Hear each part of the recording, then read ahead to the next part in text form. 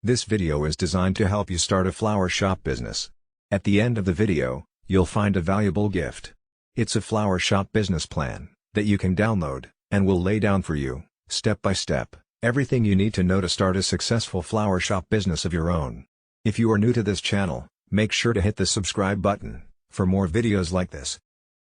Starting a flower shop business begins with careful planning, and by marketing your floral abilities to win over customers, it will continue into the future. Create a business plan. A good business plan contains important information about your business, such as the business name, operational practices, financial details, and long-term business goals. You'll need to create a business plan, as it will act as your go-to guide for success. A few of the most important parts of your business plan will be executive summary and business overview. These sections will name your business, explain how it operates, and define your business goals. You should also use these sections to outline what steps you plan on taking to reach those goals. Target market and summary of services. In this part of your plan, you should outline who you hope your customers will be, as this will define what services you offer. For example, if you plan on selling flowers to funeral homes, you'll need to offer large bouquets with traditional funeral flowers like lilies. Financial analysis. You also need to plan for your financial well-being by including a detailed report on your financials. This includes how much you intend to charge for floral arrangements, and any of your ideas to increase profits by growing your business. Get funding. The startup costs for a flower shop business can cost anywhere between $20,000 and $60,000. You'll need to get at least that much capital to get your business off the ground. And until you start to earn a profit, you'll also need money to cover other costs associated with your business, such as vases and fresh-cut flowers. If you don't have these funds readily available, then you should either apply for a small business loan, or seek out investors to support your business. Taking out a business loan will provide you with the money to start your business. But you'll need to repay the loan, so make sure to carefully plan and prepare your financials to make sure you don't miss a payment. If you aren't sure you'll be able to take out a loan, you can seek out investors to cover your startup costs. However, rather than repaying the loan, your investors may ask for shares of your business, which will give them control over the decision-making. Finding a location and suppliers. Where you open your flower shop has a big impact on your business. To select a location to base your business, you'll need to consider the location's proximity to your customers, its accessibility, and the cost to rent or buy the storefront. Opening up a shop in a high-traffic shopping area, like a mall or supermarket, offers a great opportunity to generate new business by using window displays to showcase your floral arrangements. However, while these high-traffic storefronts are a great way to sell your flowers, they often come at a higher price. Setting up shop in a less trafficked area means not as many passers-by will see your floral displays. So while you'll save money on rent, you may have to invest more heavily in marketing to promote your business. You'll also need to find suppliers to provide the flowers for your arrangements. You may look for a reputable grower in your local area, who can provide beautiful flowers directly to your shop. But if local growers aren't able to provide the type or quantity of flowers you need, you may need to turn to online flower suppliers like Florabundance. Purchase equipment. Along with the flowers, you'll need the right tools to arrange them. You'll need a variety of tools to cut, trim, and place florals into specific arrangements. Some of the tools you'll need include floral knife, branch cutters, pruning shears, thorn strippers, floral cages, floral foam, floral wire. You'll also need gloves to protect your hands while you work, and vases to hold the finished arrangements. You can also invest in additional accessories, like ribbons, to enhance your bouquets. Marketing. Once you're open for business, you'll need to start marketing your floral shop to attract customers. Start by creating a marketing strategy that you can use to guide your efforts. Your marketing strategy should contain specific goals that you can track, like increasing sales by 20%. It should also contain the tactics you'll use to reach those goals, such as creating a Google My Business profile, building a social media presence, and promoting positive customer reviews on your website. To maximize your marketing efforts, make sure you take high-quality photos of your flower arrangements. High-quality photos will not only showcase the beauty of your arrangements, but they will also make your brand look more expensive and luxurious. Along with traditional marketing materials like advertisements, you can use these images to enhance your Google My Business profile and social media accounts. The next part of the video is not specific to a flower shop business. Nevertheless, this knowledge is essential for success in the flower shop business, as well as in any other business. Ignore it at your own peril. Operating a successful flower shop business will depend on the following 4 conventions. 1. A practical plan, with a solid foundation. 2. Dedication, and willingness to sacrifice, to reach your goal. 3. Technical skills. 4. Basic knowledge of management, finance, record keeping and market analysis. As a new owner, you will need to master these skills and techniques if your business is to be successful. Finding a niche.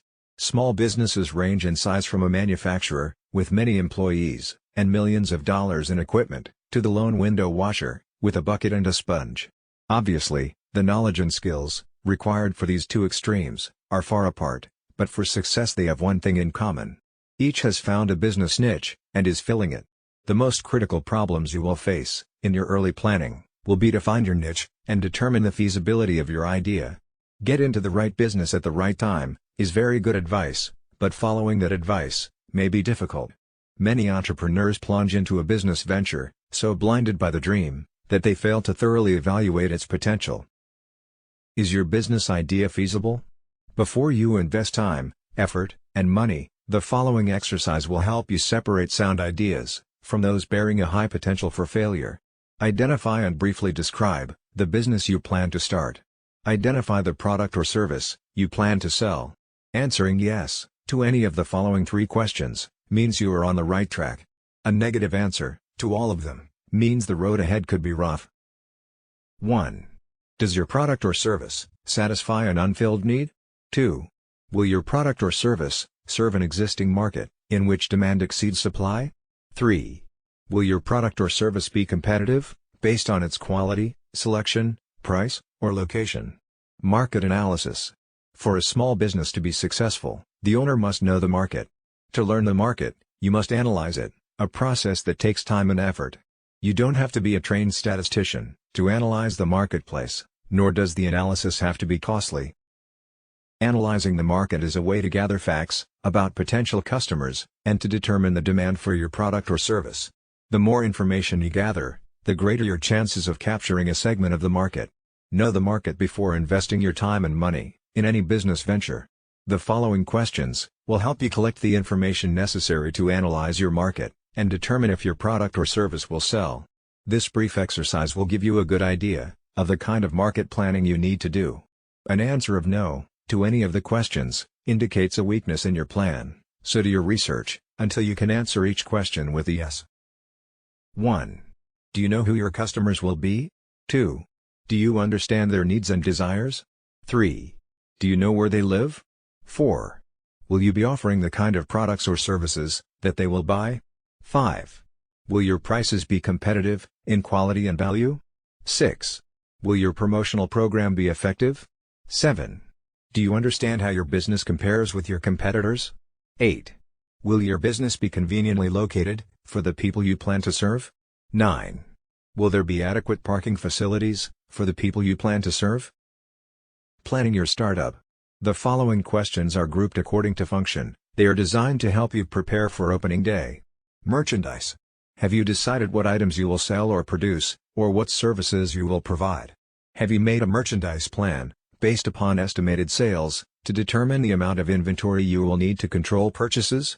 Have you found reliable suppliers, who will assist you in the startup?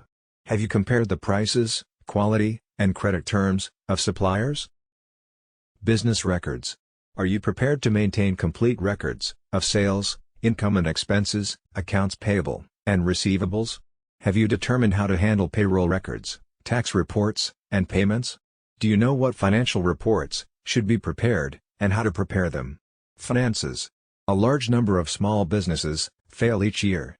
There are a number of reasons for these failures, but one of the main reasons is insufficient funds. Too many entrepreneurs try to start and operate a business without sufficient capital, money. To avoid this dilemma, you can review your situation by analyzing the following 3 questions. 1. How much money do you have? 2. How much money will you need to start your business? 3. How much money will you need to stay in business? In order to answer the second question, how much money will you need to start your business? You need to prepare an estimate of all your startup costs. Here is a list of items you may need to take into account. Note that this list is for a retail business. Items will vary for service, construction, manufacturing or online firms. Decorating and remodeling, fixtures and equipment, installing fixtures and equipment, services and supplies, beginning inventory cost, legal, professional fees, licenses and permits, telephone utility deposits, insurance, signs, advertising for opening, unanticipated expenses. Now, the answer to the third question, how much money will you need to stay in business? Must be divided into two parts, immediate costs, and future costs. From the moment the door to your new business opens, a certain amount of income may come in. However, this income should not be projected in your operating expenses. You will need enough money available to cover costs for at least the first 3 months of operation. The following list will help you project your operating expenses on a monthly basis. Typical expenses for 1 month may include your living costs, employee wages, rent, advertising, supplies, utilities, insurance, taxes, maintenance, delivery, transportation, miscellaneous. Now sum up the total estimated monthly expenses, and multiply it by 3. This is the amount of cash you will need to cover operating expenses for 3 months. Deposit this amount in a savings account before opening your business. Use it only for those purposes listed in the above list, because this money will ensure that you will be able to continue in business during the crucial early stages. By adding the total startup costs to the total expenses for 3 months, you can learn what the estimated costs will be to start and operate your business for 3 months. By subtracting the totals of the lists from the cash available, you can determine the amount of additional financing you may need, if any. Now you will need to estimate your operating expenses for the first year after startup. The first step in determining your annual expenses is to estimate your sales volume, month by month. Next, determine the cost of sales. You may want to use a spreadsheet to do this.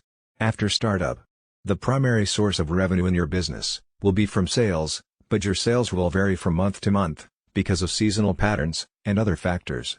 It is important to determine if your monthly sales will produce enough income to pay each month's bills. An estimated cash flow projection will show if the monthly cash balance is going to be subject to such factors as the following: failure to recognize seasonal trends, excessive cash taken from the business for living expenses, too rapid expansion, and slow collection of accounts if credit is extended to customers. Conclusion: if you have carefully answered all the questions in this video, you have seriously thought about your goal. However, there may be some things you may feel you need to know more about. Owning and running a flower shop business is a continuous learning process. Research your idea, and do as much as you can yourself, but don't hesitate to seek help from people who can tell you what you need to know. As we conclude this video, it's time you get your free flower shop business plan gift. Go to the description below this video to get it now. It is completely free, no strings attached. Thanks for watching. If you enjoyed this video, please like and hit the subscribe button for more videos like this.